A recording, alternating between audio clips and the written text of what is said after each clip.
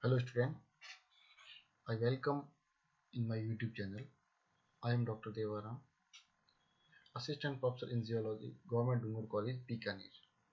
Today in this lecture we are going to discuss about magma and mineral deposit. Magma का खनिज निक्षेपों के साथ सह संबंध की चर्चा इस व्याख्यान में हम करेंगे. First of all, what is magma? Since magma is hot molten rock within the earth, it can well up from deep to extrude from fractures as lava flows or pyroclastic ejecta. Magma is generated at relatively shallow depth, about 100 to 300 km, through the partial melting of Earth's crust and mantle. The ingredient necessary for production of magma involve the interplay between heat, pressure, and intragranular fluid, which is present as gases within very hot rock or magma, and the composition of material subjected to melting. This is the expelling of magma through the fractures. And now the geothermal gradient,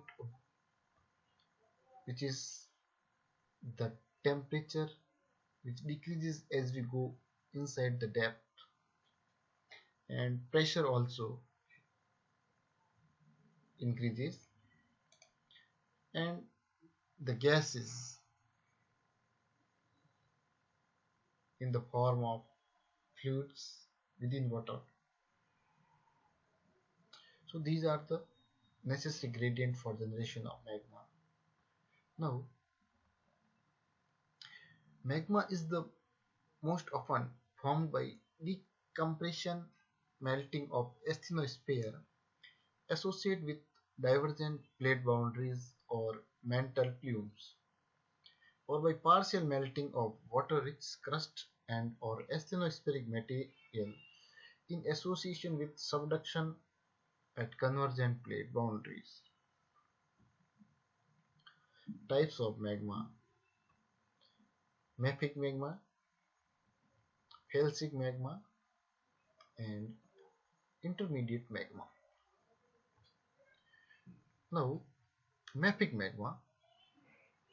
Mafic magmas are generated by decompression melting of highly mafic asthenosphere and assimilation melting of mafic oceanic lithosphere and crust in association with divergent plate boundaries and some mantle plumes. So these are the mantle convection in the mantle, and these are the boundaries are divergent, and magma is generated at mid-oceanic ridge. So the magma source is naturally low in water content. However, these magmas have much easier time of it. Greater heat and less silica allows it to readily reach the surface as volcanic eruption, despite its lack of gases. So mapping magmas have lower viscosity because of their greater heat content and lack of silica. So they have a greater abundance of iron and magnesium ions.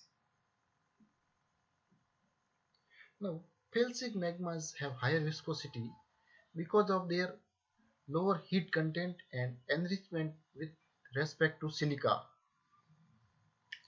Felsic magmas are generated by partial melting of more siliceous upper portion of water saturated oceanic crust, more siliceous because of thick sedimentary cover it carries, where it is subducted at convergent plate boundaries, and by assimilation melting of siliceous water-rich continental crust. So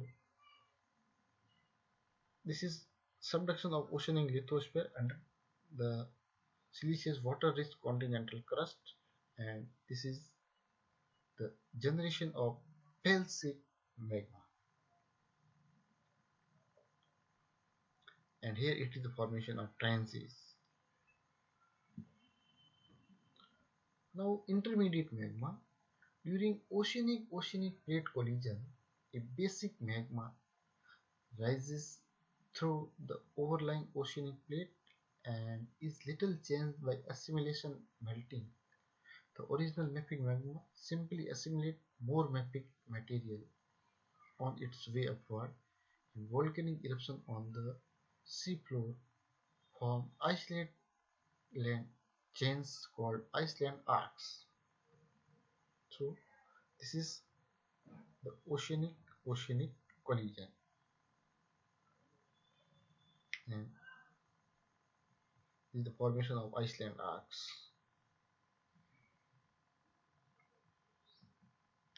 Now volcanism is initially mafic in composition, but as the time progresses and the volcanic arc ages and it's subjected to erosion producing sediment that accumulate in the subduction zone, newer magma become increasingly silicic and become intermediate.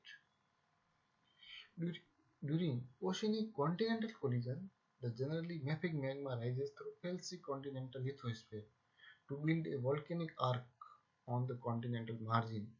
Assimilation melting of the overlying felsic continental plate produce intermediate magma, oceanic crust and continental crust. So that is the formation of mafic magmas. Now, different magma types and their relation to the plate movement are illustrated in this figure. So, if oceanic lithosphere are collide, mafic to intermediate intrusion or plutonism, mafic to intermediate extrusive volcanism, Iceland arc subduction zones are formed. Partial melting of upper melting and rising magma, these are the divergent rate. So basaltic extrusive, basaltic intrusive at mid-oceanic depths. Now hotspot volcanism is also basaltic extrusive and intrusive and hotspot volcanoes. And the continental plate subduction, mafic to felsic intrusive and mafic to felsic extrusive. So here subduction zone continental margin volcanoes are formed.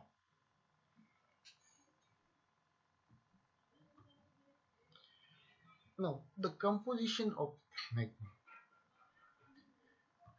It depends on three main factors: the degree of partial melting of the crust or mantle, the degree of magma mixing, and magmatic differentiation by fractional crystallization, and the general chemical composition of magma in which basaltic, andesitic, dacitic, and rhyolitic. Having basaltic having the silica ranges from 50%, andesitic 59%, dacitic 67%, and rhyolite approximately 75%. So this is the continuum of composition of magmas.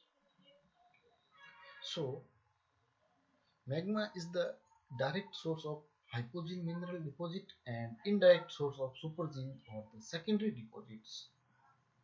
It is said that magma are the parent and mineral deposits are offspring.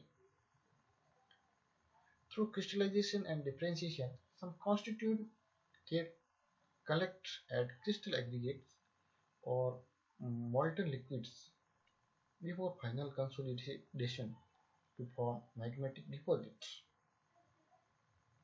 When consolidation is complete or nearly complete, a mobile, non-viscous aqueous residue may be expelled as hydrothermal mineralizing fluid that later deposits their load to form various types of mineral deposits. So we can say that the magma is the direct source of hypogene mineral deposit and indirect source of supergene or the secondary deposits. Thank you.